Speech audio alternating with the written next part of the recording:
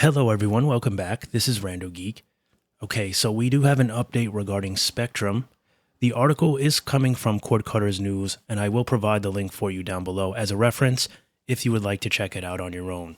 So it looks like Spectrum has just reported its third quarter of 2024, and it looks like the results aren't that great. So, as we would expect, they lost 294,000 TV customers with the demand for cable TV plummeting. A lot of people just aren't interested in it anymore, as we've talked about a number of times here on this channel. So, with that being said, they've lost 294,000 TV customers, and surprisingly, they've also lost 110,000 internet customers. Now, what's strange about this is, we knew Spectrum would lose TV customers, as, every cable provider is on an ongoing basis. Customers just aren't feeling it. They're not willing to pay prices for it. Anyone that wants programming is usually bundling some kind of streaming packages. They're either getting, Hulu Plus or something of that nature, and they're kind of getting a couple of different things, which still ultimately comes out to be cheaper than it would for basic cable, just the basic cable channels at this point in time. So we knew that they'd suffer losses with cable, but we didn't probably expect so many internet losses, right? 110,000 customers have left Spectrum Internet. Now, there's competition when it comes to Fios, so maybe more people are deciding to move over to Fios. Maybe they're cutting the cord in general and going to fixed wireless access. So there's a number of reasons why this could be happening, but basically Spectrum is losing all around here. Now, Spectrum had basically disclosed in previous articles about 6 months or maybe a little bit more ago, saying that, they were ready to give up cable. Okay, they know it's a dying breed. It's basically beating a dead horse at this point in time. They do have some customers. I guess that's why they haven't pulled the plug officially. I'm thinking, at some point they're probably going to want to reevaluate their situation and sit back and say, well, what are we going to do here? Because we're just losing customers. We have no way to get them back. They've been trying and trying and trying to produce new customers when it comes to their cable TV, but it's just not working, right? So what do they do now with internet, right? Their secret was they'd bundle internet and cable, throw mobile in, and even that is just not enough to retain the customers for the TV and internet. But surprisingly enough, with the losses here on both sides from TV and internet, they're saying that their mobile service actually did pretty good.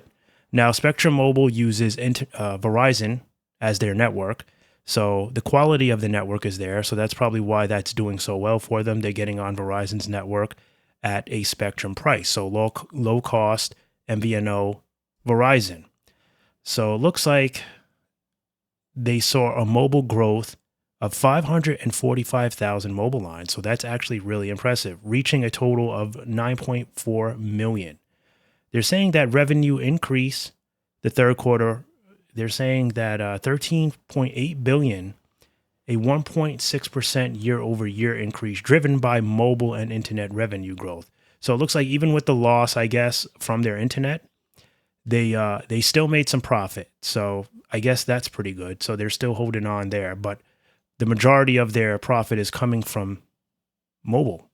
So that's, a lot of their customers are starting to take notice of that. So that's good here. Strong financial performance, net income attributable to Charter shareholders totaled 1.3 billion, and adjusted EBITDA that grew about 3.6% to 5.6 billion.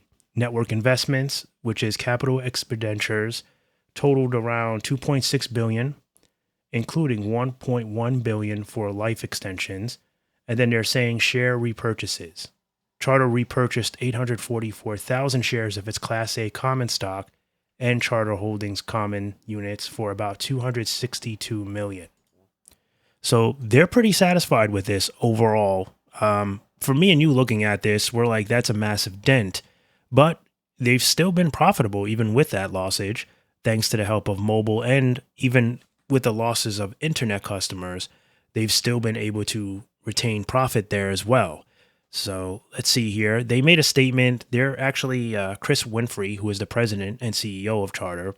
He's actually pretty pleased with it. He says that they're continuing to build their operating strategy and foundational investments. He says that they have pricing and packaging that saves customers money with the best products and a service capability and investment that has yet to be fully realized as a competitive advantage. So I guess they're trying to say when you stack us up against DirecTV, when you stack us up against Dish Network, we're the ones you want. When you stack us up against Verizon, we're giving you TV, plus we're giving you internet, and now we're giving you mobile. So this is the picture they're trying to paint for everybody. Now, for families that want traditional cable, that like to have everything in one, have to have all their eggs in one basket. You want your cable from one company, you want your TV, your internet, you want your mobile service, you save a couple dollars. Then, this is where Spectrum hopes to get you. They want customers like you that want to deal with one company, get discounts because of the family relationship. And this is what they're bagging on and banking on. But, a lot of people just aren't feeling it. A lot of people are moving to T-Mobile's home internet. They're going to Verizon's home internet. So that's why we're seeing the losses in their internet service. And as far as TV, I mean, nobody's really getting excited about cable TV anymore. If you have it, you have it. Some of us just like it because it's just good to have. But the younger generation's not feeling it. I'm going to tell you that right now. You're not going to see an increase in cable TV. It's just going to decline more and more as they decide to raise the prices, as entertainment continues to be boring, as they continue to show the same stuff over and over again. People are not going to pay for it. And if they decide that they want cable, they're going to go to alternatives. They're going to go to YouTube TV. They're going to go to Philo. They're going to go to Sling TV. And now, with so many free cable streaming services, we just talked about My DirecTV free stream, their free streaming service. Sling TV has a free streaming service. Philo has a free streaming service. I'm sure YouTube TV is going to work on that too. They're just going to put ads just like everybody else. There's a reason why they're giving away these free streaming services, because they'll make money off of the advertisements.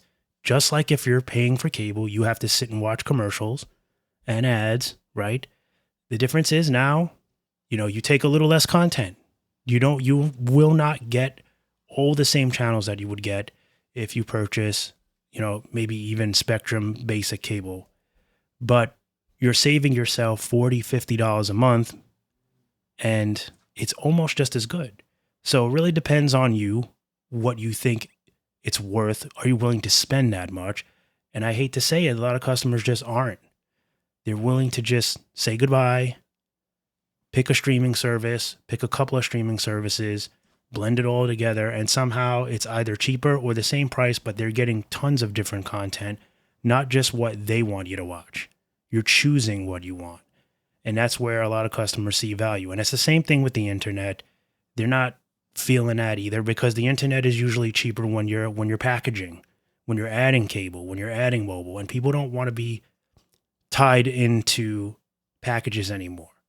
Those days are pretty much over.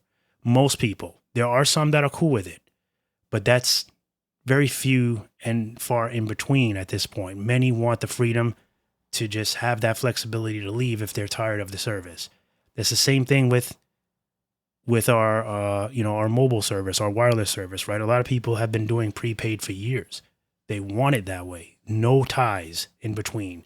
If you're sick of T-Mobile, you go to Verizon. If you're sick of Verizon, you go back to T-Mobile or you go to AT&T. And we just use either one of their prepaid services or we find alternatives, MVNOs. And that's the same thing with TV now. That's the same thing with internet now. That's the same thing with everything now. So, I don't really know what their strategy is other than saying that they have a competitive pricing and overall good. I mean, I think for customers that appreciate that type of lifestyle, that want everything bundled into one package, these are the ones that this is their clientele. And there's still a couple, but as we can see every quarter, it's declining rapidly. So I don't know. The only thing that I see really saving them here is mobile now. It looks, and that's it. I mean, so I don't know. I don't know what else their strategy is, but we'll find out next quarter. We'll see how the results are. As always, thank you guys so much for stopping by and watching, and I'll catch you in the next one. Bye for now.